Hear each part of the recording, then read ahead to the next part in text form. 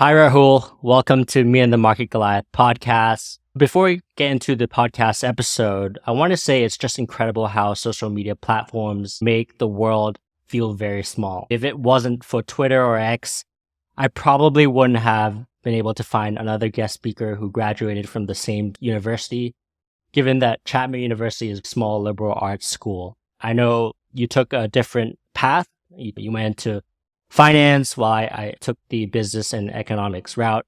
So there's a lot to go through today. Particularly, I'm personally intrigued to learn more about your portfolio construction, your investment philosophy, and how in the world does investing relate to the baseball movie reference, Moneyball. I wanted to start off by asking, how did you come across investing? Yeah, I wish I had a better answer for you, but I think I just stumbled along some YouTube videos and one thing led to another. I was always interested in business and entrepreneurship growing up. My grandfather has a copy and print shop in India. And so I used to go back periodically and help out there. And that kind of, started me on the path of business, I think. What does investing mean to you? Investing is something that is effectively a security blanket where you can buy back your time.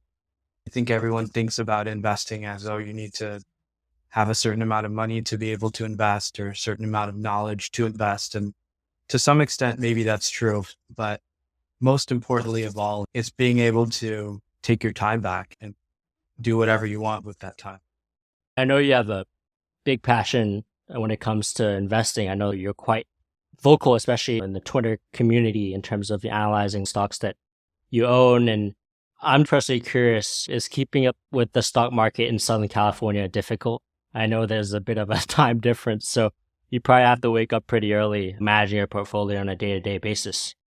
Yeah, it definitely is if you're consistently trading in and out of positions. But for me, I think I'm more of a long-term investor. And of course, you're going to have some transactions here and there, but I would say it's not too big of an issue.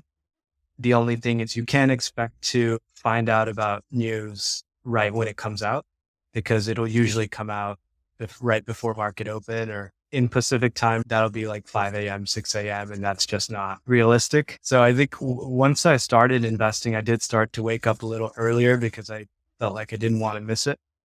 But I've realized it's not as important as one might think. Talk to me about obtaining a degree in finance, studying it in college. What was the biggest takeaway from that? I'm sure we all have our own experience when it comes to studying finance and investing. Biggest takeaway for me is that finance is really broad. I think when people think about finance, they think about people on Wall Street transacting and buying and selling stocks and things like that. But really, it's much more deeper than that. I can think of probably 7+ different subsectors within the finance jobs world. And so that's what college is really trying to prepare you for. But the real world applications are very different from college. And so you kind of have to be flexible and be able to think on your feet and anticipate, what the needs are based on your position and that sort of thing. And in terms of investment specifically, you'll watch these Warren Buffett, Charlie Munger videos, and you'll see that they'll always say volatility is not risk and things of that nature. And your college classes will teach you the exact opposite, the Sharpe ratio and the beta and this and that. And once you actually start investing, you realize that it's all noise. Ultimately, your job as an investor is to analyze the business. Is that a good business or is it a bad business? Where are the strengths and weaknesses and what are the different things can affect it, competition and this and that. But ultimately that's independent of how the stock moves. So you have to be able to combine both of those two things. And I don't think that college, outside of maybe one portfolio management class, it did not really address those things. We invited founder and CEO of Seven Investing, Simon Erickson, to share with us his insightful knowledge on investing in innovative companies and what Seven Investing is all about. So we partnered up with Seven Investing, which you can support my podcast, Me and the Market Goliath, today by signing up to Seven Investing's annual newsletter subscription. By signing up, you'll receive 2 of their highly recommended stock picks per month, research reports, video deep dives from their lead advisors, and monthly subscriber calls, including all of their previous stock picks and exclusive access to their members-only community forums. You can use promo code Goliath to enjoy a further $29 off on their annual membership subscription for just $170. So maximize your market intelligence with 7 Investings, newsletter service, and lead advisor insights today. Yeah, I tend to agree. I think there's a disconnect studying finance in a controlled environment in a classroom setting versus learning finance in the real world setting. And I think the biggest disconnect that I find is that in the real world setting, you need to learn how to deal with uncertainty. And in finance classes, they don't teach you that. They don't teach you the behavioral aspect of investing. That was one of the biggest weaknesses that I saw in myself when I started to invest, dealing with their own emotions. And I felt like over the past decade, I don't think the education system has done a good job in doing that. What are your thoughts on that? Yeah, I definitely agree. For myself, I was very fortunate to have stumbled upon this pretty early. I took one personal finance class in college. It was one of those special topics, some grad school program, and they opened it up to undergrad students. And so I was able to take this personal finance class. And they went through probably 10, 15 chapters of this financial literacy. And ultimately, the main takeaway that the teacher was trying to hammer home is, hey, open up a Roth IRA, Roth IRA, Roth IRA, Roth IRA. And so for me, it was something that I had already known, but I agree with you. It's something that really should be taught in high school and probably even earlier than that. We should be learning how much you should save, how much you should spend, and then how much you should be charitable with or spend on discretionary items and things like that. I think that would be really helpful and take away a lot of stress for people when they actually start to make money and then realize, what do I do with this? Because there are wants and there are needs, and you have to be able to answer to both of them. I definitely had regrets. I wish I started investing earlier. Based on what I know now, it's like if you started earlier, you do have some sort of advantage in terms of taking advantage of the compounding effect. Did you have any regrets when it came to learning about finance and investing in college? I think I just speculated too much while I was in college. And it was, in hindsight, it was really embarrassing. I was trying to invest, but then I'd express those views through long dated call options. And oftentimes they'd be at the money or out of the money. And I just gradually watched them decay. And then the COVID crash happened, and that was not fun to be levered in. You can imagine what happened, but that was a very painful experience. And so what I've come to realize in the time since and after that is I think most of the investing mistakes that are made is because people are trying to get rich too quickly as opposed to letting time do the work for you.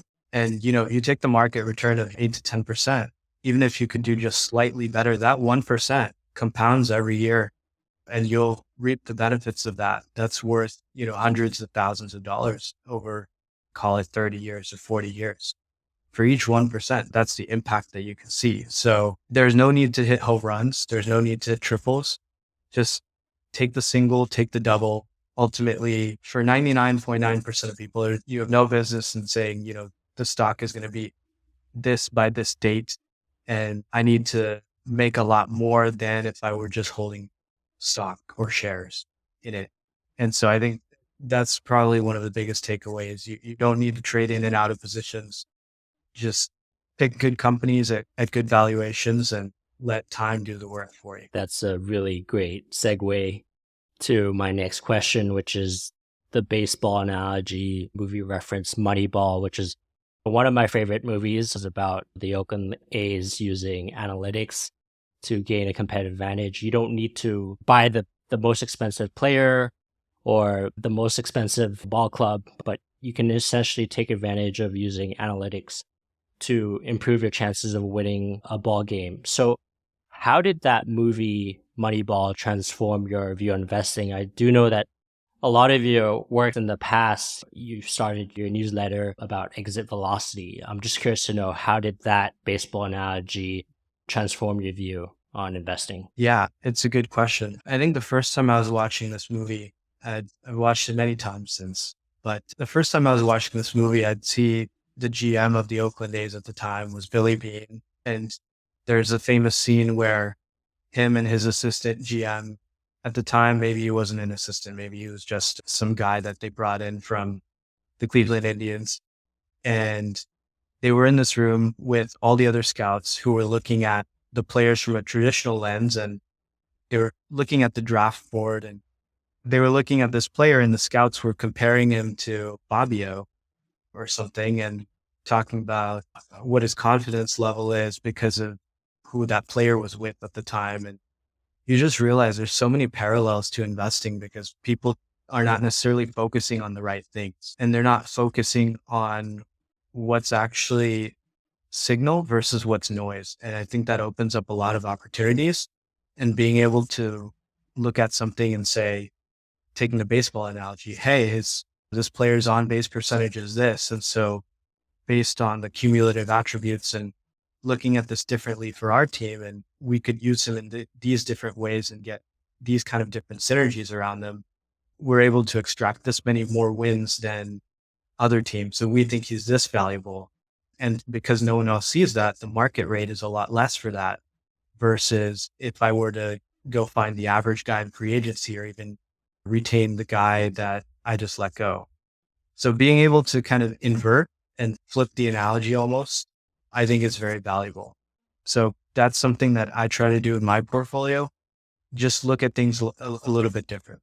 I want to bring Warren Buffett into this conversation. He also had a baseball quote or reference, and he said that you don't have to swing at everything, but you can wait for your pitch. How do we know when it's time to swing for potentially a fat pitch that will give us a sizable return? This is something that as an investor, we're waiting for that one pitch. Like you said, you don't have to hit a home run, but you could essentially go for singles all the time. To be honest, I'd rather go for singles and doubles all day than hit a home run, because I think in terms of risk management, it feels a lot better and makes you sleep better at night. So what's your view on that? How do you increase your chances of successfully hitting a single or double, constructing your own portfolio? Going back to how exit velocity, the name exit velocity investing ties into this. When I created it, I realized that it might be misinterpreted a little bit. But when I think about that, I think about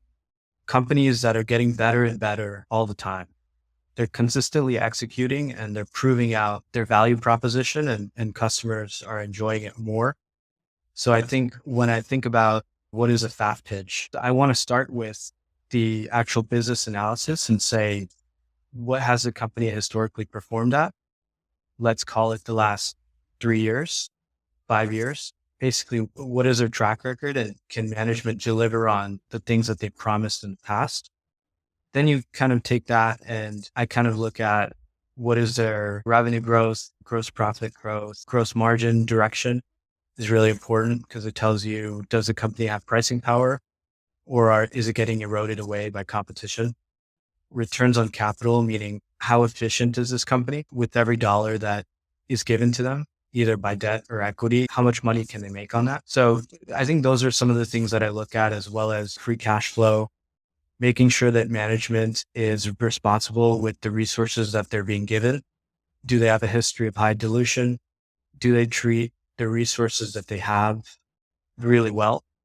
Because if they do that, then odds are that they're going to treat shareholders well, and the interests are kind of aligned in that way. So I think those are some of the things that I look at, as well as kind of comparing where a company's multiple is on a free cash flow basis versus what's the free cash flow of the market, and kind of comparing the growth rates of both, whatever I expect, as well as kind of what is the 10-year treasury yielding as well? What do I expect that to be over the next, call it, couple of years? So I think all of those are some of the things that I look at. There's kind of no synthesized answer because it can be different for each company. For example, I was looking at the companies I own today. I own 13 different companies, and probably 10 of them I look at on a bottom line basis, kind of like either free cash flow or price to earnings, something like that. But I have 3 companies where I can't really look at it that way. And I think they're doing so well that I'm willing to kind of invest as the moat is being built. And I think that will lead to outsized results in the future. And they're also starting at low multiples as well, though in some cases the profitability is being hidden by reinvestment. So there's kind of no one size fits all answer. Not a great soundbite, but that's my answer. Picking individual stocks, public companies is actually very difficult. There are so many metrics that you could look at, but ultimately it's what is the eye of the bullseye. Ultimately, you just have to be 60 to 80% correct on a company, and you're more likely to get some sort of return from that. So how do you go about getting these small cap, mid cap ideas? First and foremost, I think I've been doing this a while. And so as you spend more time online and also on Twitter, on YouTube, and on different stock screeners, you kind of gather a lot of ideas through that. And then you start to filter them through and see what I actually like, see what's interesting, monitor for maybe a quarter or two, or even if it's so compelling right away, I might buy some right away after I finish my initial research. But I think over the last probably 2 years and change that I've been on FinTwit, I think that's really been a godsend for different ideas. You really have to be careful about who you follow, because for the most part, I think FinTwit is used for entertainment. But there are definitely plenty of accounts that post good ideas, and you have to be willing to look at those as well as look at different stock screeners based on some different criteria as well. You recently wrote on Twitter that it is very important to have a watch list of great companies. Well, first of all, I want to ask you, why is it important to have a watch list, and how do you go about creating a watch list of great companies? It's important to have a watch list because you always want the ideas you own to have competition with new ideas. Because what tends to happen in my experience is that when a company is in your portfolio for a couple quarters and the thesis has been tracking up to that point, it's not necessarily going to continue to track, but also there may be other ideas out there that are just executing much better and are ultimately much better compounders for your portfolio. I think I've had that happen a couple times where I had a few names that I had bought in late 2022. And one of those was the idea that I wrote about on Substack. But I ultimately realized there were better companies, not necessarily much better valuations, but they were much higher quality companies. And I prefer to pay a slight premium to get a much, much higher quality company that is more efficient, probably has a longer runway, and ultimately is just executing much better. It helps you ultimately have more confidence that they're going to reach your projections and you can sleep well at night. So I think ultimately that's what it's about. It's not necessarily about making 25% plus. Those are video game numbers. But at the end of the day, I think for myself, I used to aim for 20% compounded returns. Now I aim for 15+% because I think that's more achievable. It opens up the investing universe to more ideas, and I can easily find competition that I can reasonably project out a 15% plus CAGR, whereas a 20% is maybe a bit harder, or it may push me towards being too risk on in that I'm accepting portfolios that companies that don't necessarily meet my bottom line requirements. Maybe they're too early in the stage of their company and they're not necessarily investable yet, or they're not predictable yet. Like for me, I want to own companies that are in their kind of a replication phase as opposed to a proof of concept phase. So replication phase is where you can get that 5 to 10x over 10 years pretty reasonably if you are able to pick well, and they're kind of in that earlier stage and they just inflected to that replication. They're starting to make money and they're starting to scale their margins. Whereas if you're in the proof of concept phase, you're probably burning money. You haven't necessarily proved out the economics, the gross margins. You haven't really proved that you can demonstrate scale and getting operating leverage on your investments. Even if they are eventually going to succeed, it's really hard to predict that and project that out. So I think those are some of the things that I think about when I'm looking at what's in my portfolio versus what's on my watch list.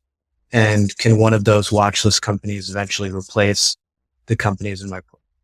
How do you record these trends or how the company is doing? Do you usually have a journal or you write it down on an Excel? I think that's one of my weaknesses is I don't really journal. I do have a spreadsheet with some of my expectations going out, call it 5 years of what do I think their revenue growth is going to be? What do I think their projected free cash flow is going to be, projected dilution, and then apply some multiple to say, okay, this is what I think the upside is versus where the stock is at today. Now, obviously that doesn't necessarily give my detailed thoughts about what I was thinking when I bought the company, but I honestly keep all of that in my head. It's not great, but it's what I do. And because I run a concentrated portfolio, it's worked for me up to this point. But I found that going above 15 names or 17 names is really hard for me just because I don't detail these things, but I want my decisions to move the needle for me. And so that's kind of why I weight things the way that I do. For me, FinTwit has helped me so much when it comes to writing things down. But I do think that having some sort of documentation really helps give a clearer picture of how the company is going to perform in the next couple of years. I'll just add on to what you were saying. I think one of the things that's helped me, I think, is that I'm starting to tweet more regularly about some of the stocks that I own or that I follow. And so that helps me. Sometimes I'll go back and search that ticker under my name and see everything that I've tweeted about that company before. And so here's what I was thinking before. Here's kind of how it's changed. I think that helps you determine how your conviction level has changed over time and resultingly how you should weight that. And then also versus is the opportunity cost too high to own that name anymore? As much as I want to never sell, I try to buy with the intent to never sell anything. That's ultimately idealistic. It's the same thing for the S&P index. They'll have inclusions and then they'll have companies they take out. So it's the same concept, I think. And especially if you're running an individual portfolio, I think that is important as long as you're not trading every quarterly earnings report, because you see that as well online. And that's not healthy for you, for your mental state. It's certainly not good for your financial state. I do agree with that point because I do think that a lot of retail investors pay a lot of attention to guidance. I think guidance is just a forecast. Everyone can be a forecaster, but it's really hard. Once you get to that point in time, it's like things can change so quickly. I do have one follow-up question with regards to how you pick a lot of these mid-cap stocks and just trying to help my audience understand mid-cap and large caps. In terms of market efficiency, there's an argument saying that, small cap are not market efficient because there's a lot less analysts covering that particular stock, which could lead to potential mispricing. I do know that a lot of your portfolio are small caps and some even over-the-counter stocks. How do you see that in terms of getting a potential return from these mid caps? Because I do think that it's really hard to outperform the markets if you're just buying ETFs and like the Magnificent Seven stocks, or Apple, Amazon, Alphabet, Meta, so on and so forth. Tell me more about how you see these trade-offs with investing in mid cap and large caps. Yeah, great question. I think your point about the number of analyst coverage is really, really important because analysts kind of set the expectation. When there are no analysts or when there are fewer analysts, it requires you as an investor to cover the company much better in order to have a realistic expectation. And so I tend to think that companies with smaller market caps, I think investors generally, they need to know more in order to get a return. The other thing is institutional ownership. A lot of funds can't own stocks that are below $10 billion if they're a large cap fund. If they're a mid cap fund, they may not be able to own anything under $5 billion market cap or even $3 billion market cap. Same thing for a small cap fund. Maybe they can't own anything below $500 million or $300 million, whatever is in their perspective. So all of those factors contribute and they weigh heavily on the efficiency of these different asset classes. I think you do have to be careful because you want to limit your selection to companies generally that are already producing free cash flow or net income, because you want to take away that left tail, especially in nano caps, micro caps, and small caps specifically, because those companies, they tend to be earlier stage, they tend to have weaker balance sheets. And so it's really on a case by case basis. But ultimately, you want to look for companies that are controlling their own destiny and are hopefully misunderstood, because ultimately, the way to make the most money as an investor is to be contrarian and to be right. And you have to be both of those things in order to make the very outsized return, in order to find the next NVIDIA or Amazon or XPEL or Costco or Walmart. All of these companies, they're very misunderstood. And you also want to find a company that can scale and has a clear path to scaling. So I think all of these things kind of play into it. So I would say institutional ownership, number one, because as funds buy the stock and the stock is illiquid, the stock has nowhere to go but up, right? Number two is analyst coverage. Number three is if the company is profitable and growing with little to no dilution or reasonable dilution, people will find it and they will like the idea and they will buy it. And bonus points if it's easy to understand or if it has a clear path to scaling. And if you can find those kinds of companies early, you really only need a few of them to greatly benefit your investment career. I think it's very interesting. I think the reason why I wanted to touch on small and mid caps is because right now, a lot of the money is flocking to the large caps, the Magnificent Seven stocks.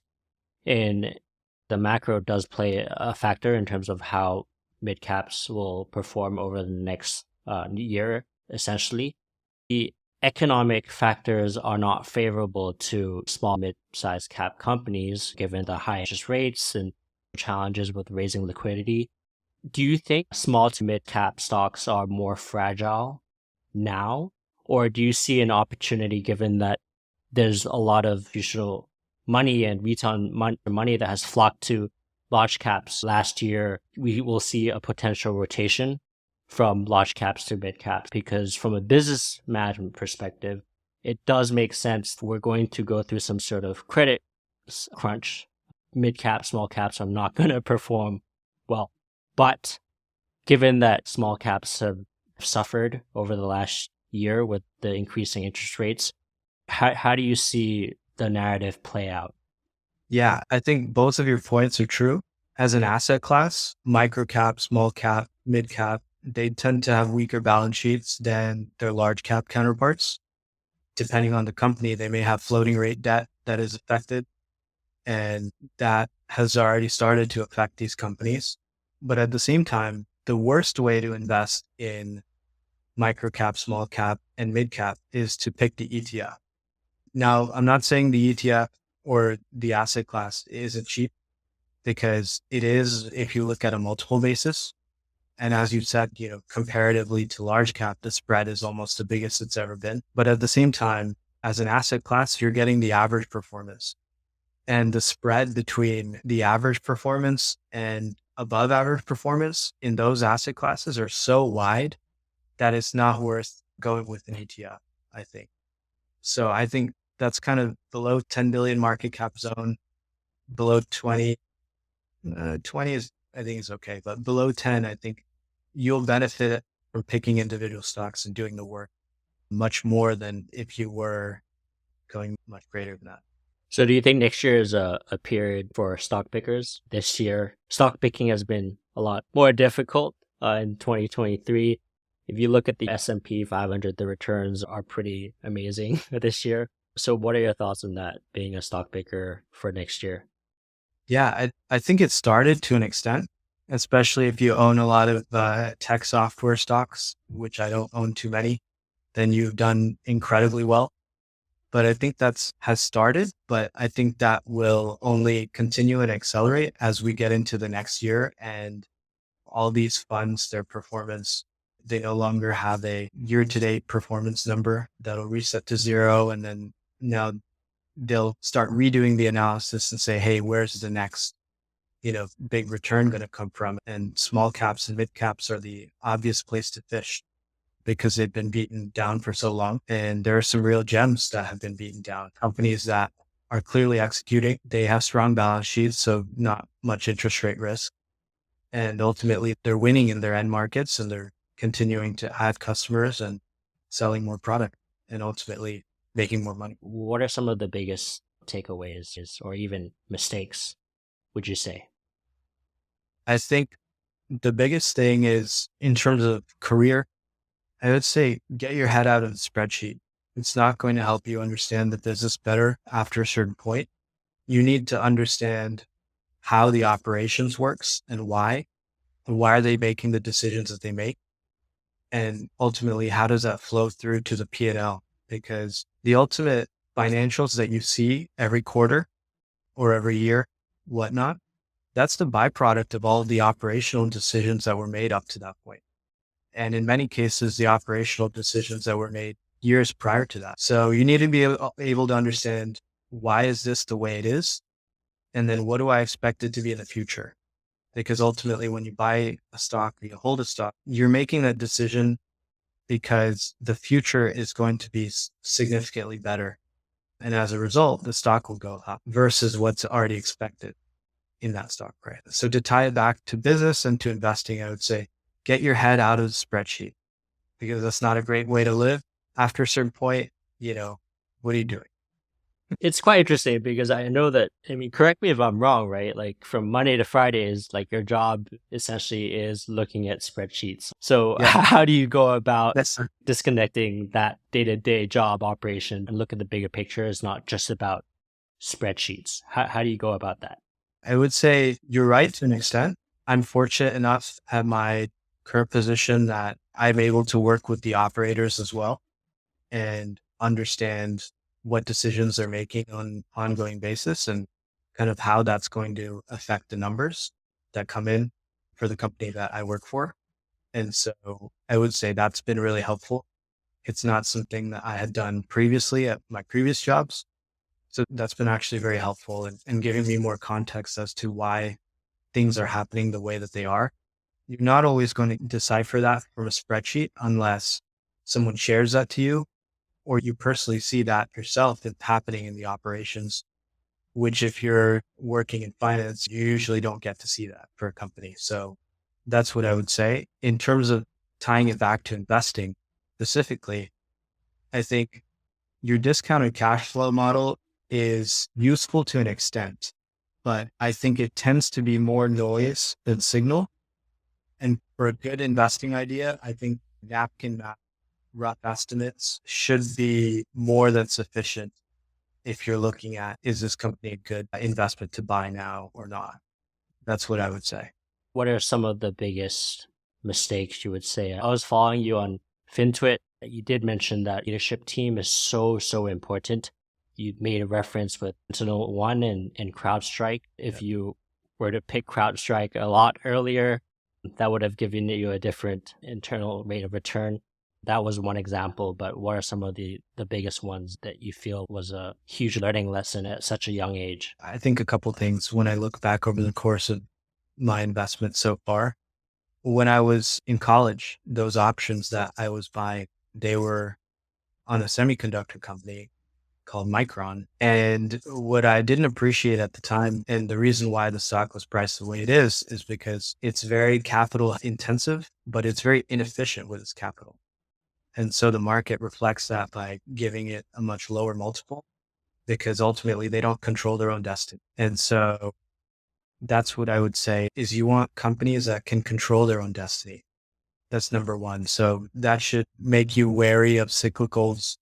And especially if there may be a cyclical component, but you're not sure, it's usually better to play it safe than sorry on those, because the cyclical, you can buy it when it looks cheap, the cheapest. That's when it's peak cycle. And that's when earnings are about to drop off by 60, 70, 80%.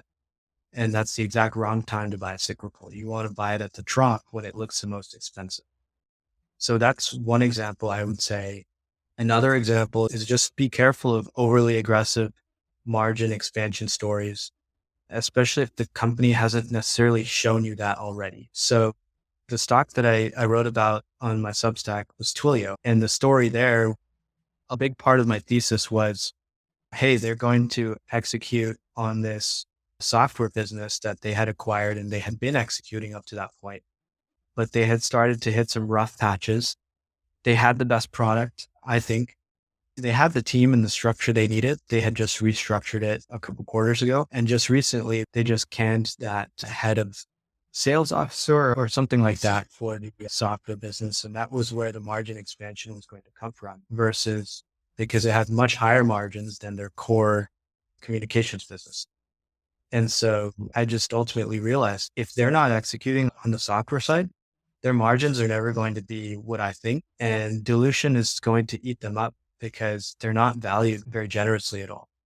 And I don't think that's something that's going to change if they continue to dilute like this and they don't show anyone a reason to get excited about this company. So I probably have a couple names like that where the story was pretty similar and they either hit some rough patches or it ultimately just didn't play out like I expected. And if I had paid up a little bit to pick the premium company or the leader, it was definitely considerably more expensive. But when I look out 3 to 5 years, that's ultimately who I think is going to be much, much bigger.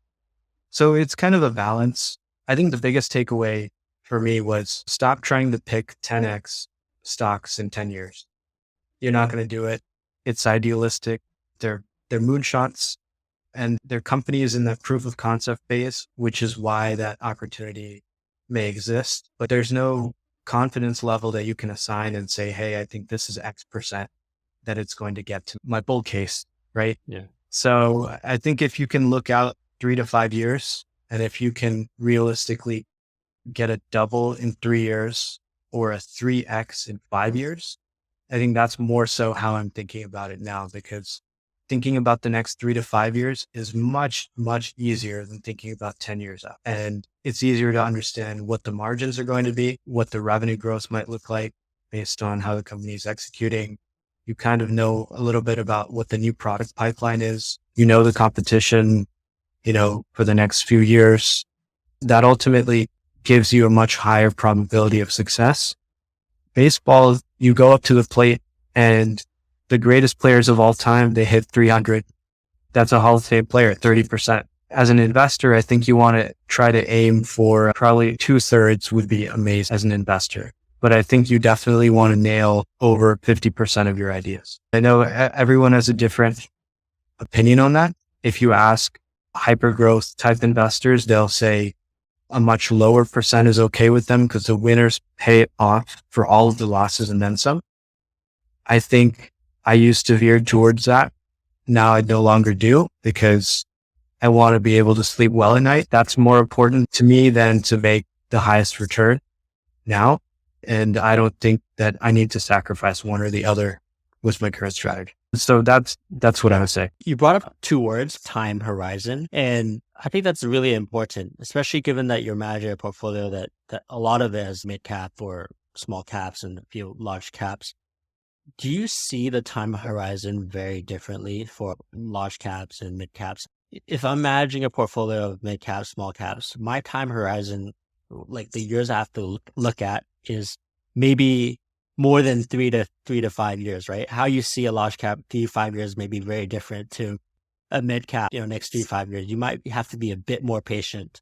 So how do you see that trade-off? Before we wrap up this episode, I'm curious to ask you this, because you must have a different lens when it comes to looking at these types of companies. What is the time horizon for large caps versus mid caps? How do you see that trade-off? Yeah, I think my time horizon is the same for both. It is hopefully forever. Hopefully you can buy a stock at a reasonable price and it can continue to become a much better business and it can compound earnings and cash flows. And then hopefully eventually can get to the point where it can make some ancillary acquisitions and grow organically. And that should get you to 15% plus returns annually. So that's the ideal. It doesn't always work out that way. The biggest difference between small and mid caps versus large caps is that your beta is going to be much higher for small and mid caps. Your stock is going to move like a roller coaster, and maybe your large cap stock, maybe it only has that roller coaster once a year where it goes in some crazy freak out and everyone sells their shares. You maybe only have that once a year or maybe even once every few years, but it can happen. If you look at, companies like over the last 12 months, you look at Meta, what happened to Meta, what happened to Amazon, Google, NVIDIA. These are the biggest companies in the world. People were trying to sell at any price for a very long time. So it can happen in any asset class. And I think when you invest in a stock, regardless of whether it's small cap or large cap or mid cap, you have to be prepared that it's not necessarily going to hit your exit multiple. And if they're executing, you have to be willing to hold until it gets to a reasonable exit multiple that you would be comfortable exiting at, where you have an opportunity cost of a different idea that's significantly better. Or if it, breaks your thesis, then if you run a concentrated portfolio, you have to be willing to exit, especially if you have better ideas. Because when you have a company that you think is worth 100 and it trades at $80, a value investor would say, hey, let's buy it. But if the company reports a bad quarter and maybe the stock goes to 60, but now you reduce your fair value to $80, if it keeps doing that a couple times, you're going to hold it all the way down. And so you have to be willing to reassess your assumptions and be mentally flexible sometimes. And knowing when to hold and knowing when to fold is really important. And I'm not perfect. No one's perfect. No one bats 1,000. If you can do 60%, you're doing phenomenally, as well as how you size your positions is also important. So combination of all of those things is going to give you your investment return. There's so much more in detail with regards to your investment philosophy, how you think about your portfolio and how you see small, mid cap and large cap stocks. So it's truly a treat for me to have you and someone who went to the same university to talk about stocks. I do want my audience to learn more about your investment philosophy in detail and maybe follow you on X. How can my audience find more info about you or reach out? I would say the best place to reach out would be on Twitter or X. My handle is at Rahul Setty _. And I'm sure you can share that link in the show notes somewhere as well. But that would be the best place. I do write on Substack very rarely. I'd like to get back into that, but that website is exitvelocity.substack.com. I'll be following you on X and see what your portfolio looks like next year. So with that, I wish you a fantastic New Year's Eve ahead, given that we're in December and an amazing Christmas holiday. Rahul, thank you so much for your time. You're welcome. Thank you and have a great holidays.